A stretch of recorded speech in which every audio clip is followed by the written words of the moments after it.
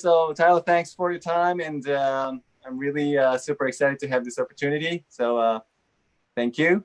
Yeah, thank you so much, Akira. It's great to be here with you on your channel, and I'm so excited to be able to explore with you and to have Ryok answer all the different questions that people have presented. So for everyone who presented questions, thank you very much. I'm really much looking forward to this. Yeah, and I hear that you're a big fan of Japan, which is a good surprise and to me, and really happy to hear that too.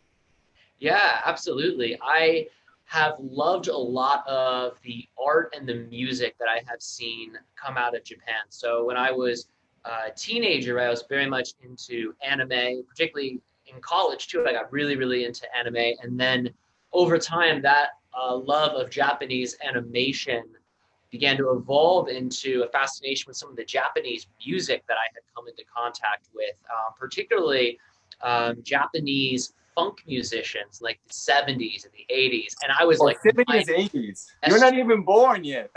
I know, I know, yeah. That's weird, but sounds fun. Yeah.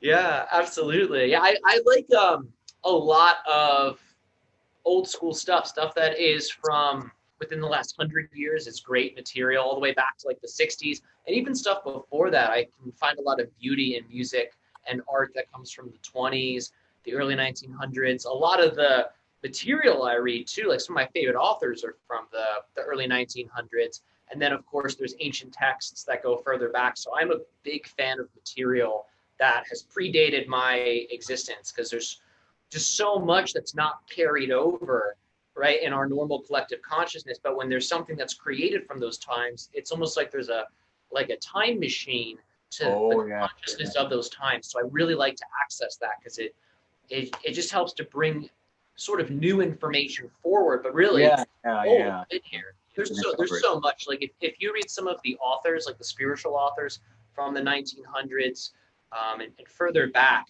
there's like, especially in the realm of mysticism, there is cutting edge spiritual information on how to reach higher states of consciousness, how to help consciousness spread throughout the planet, all of these crazy things that people now are searching for. And it's like, this isn't necessarily new information. The information to help our species has been here. It's, in my opinion, it's just a simple matter of reading it. And a lot of people just don't know what's out there. Okay, wow, that's good, very good insight. So can you give me a little bit of a background, where you come from briefly, and how did you get to do this channeling thing, how long you've been doing it, etc.?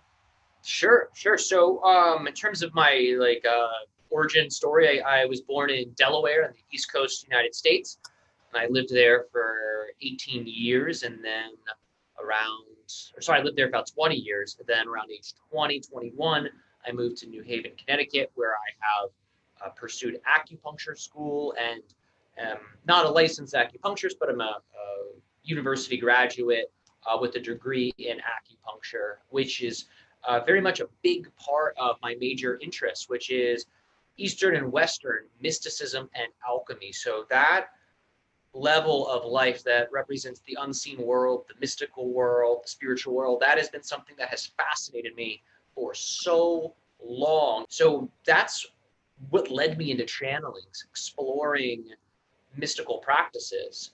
One of my favorite channelers, Darryl Anka, who channels Bashar, was one of my first, I would say, mainstream teachers in the mystical direction. Because I say mainstream because a lot of people know about him, right? He's sort of a big teacher. And I came into contact with his information while I was on this path of spiritual learning. And I found the information to be really cutting edge. And when I applied it in my life, so many things started to change. I had radical shifts in my personality. I had radical shifts in even where I was living and the types of things that were happening. And I found the information was just so powerful and important that I would start telling my friends about it. I would remember some of the things Bashar had said, and I would just tell a friend. And while just like me. yeah, exactly. And it's contagious, right? You hear it, and you're like, this is so good. I want to pass it on. And I would tell my friends about this. And when I would start to speak the information, I would start to go into this altered state where I didn't feel like I was 100% myself. Like I started to feel like I was shifting a little bit.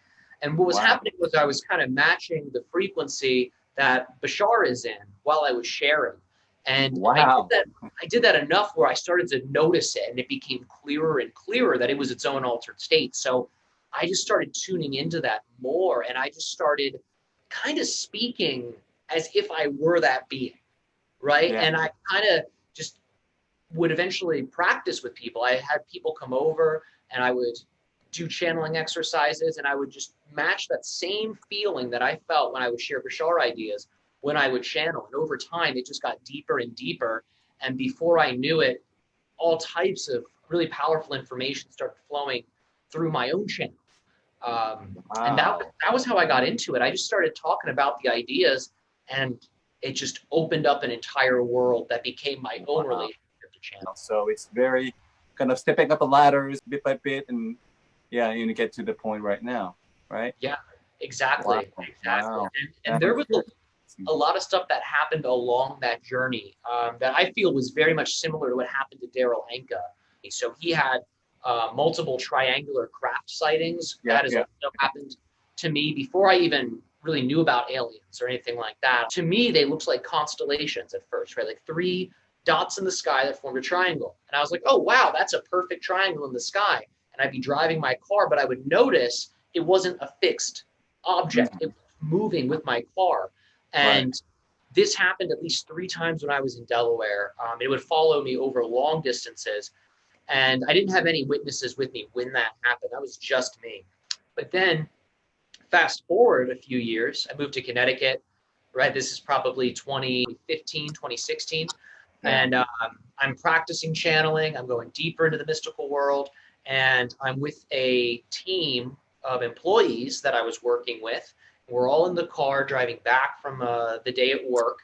And over the highway, we all see it. A hovering triangular craft just over the woods to the side of the highway, right above the canopy. So I finally did have a sighting that included more people. But the reason I mention that is I think the being that I'm channeling was contacting me prior to him actually coming through my channel through these craft sightings, because it just kept happening. And I feel like that was really for some kind of reason.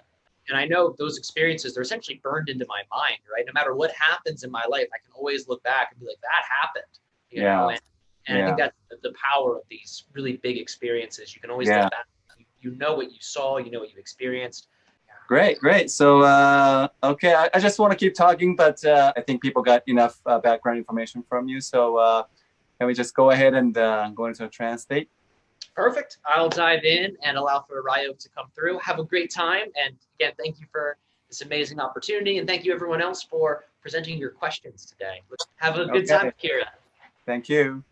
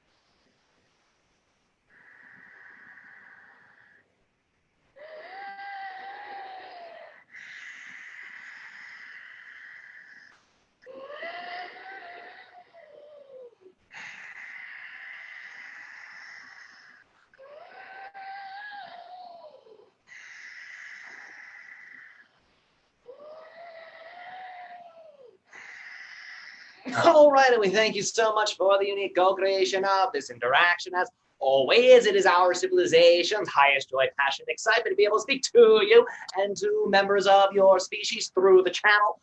We extend to you the following question: how are you doing this day of your time? Thank you so much, Ryok. We've been very honored and happy to be able to speak with you. And we are so excited to be able to speak to you and to all of those whom have shared their questions indirectly through this conversation.